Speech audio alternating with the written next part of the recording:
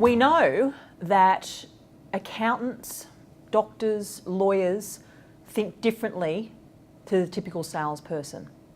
Salespeople typically are motivated by goals and objectives and things to move toward, i.e. the carrot. We know through the world of metaprograms and neuro-linguistic programming and basic communication tools that accountants, doctors, lawyers, proofreaders, editors are interested in the stick, i.e. they're motivated by consequence, by problems and things to be gotten rid of. What we need to do is to tailor our language in order to connect with them and influence their behaviour. Typically what has happened is that salespeople, financial advisors, when they've gone in to pitch their services to an accountant, let's say, well, they've gone in pitching their services based on what's important to them, i.e. the carrot.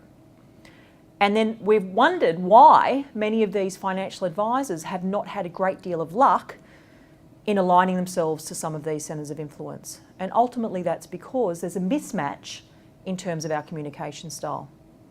If we want to connect and form an alliance with many of these accountants and lawyers, then we need to change our communication style in order to connect with them and to influence their behaviour, because we know that they're interested in the stick and not the carrot, like a typical salesperson.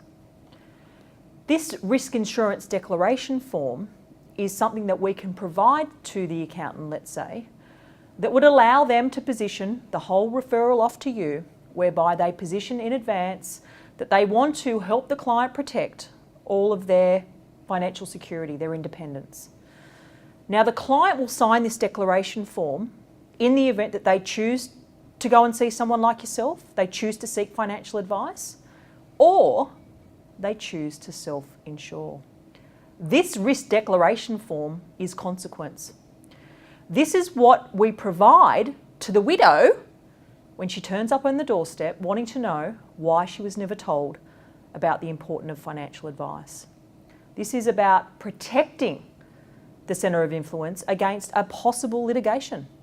Because if the accountant knows that client's personal information and all of their financial affairs and hasn't actually referred that client off to seek advice around protecting their financial independence, then they may be liable and they may find themselves facing a possible lawsuit from the client who ends up having no cover in place if something unforeseen occurs.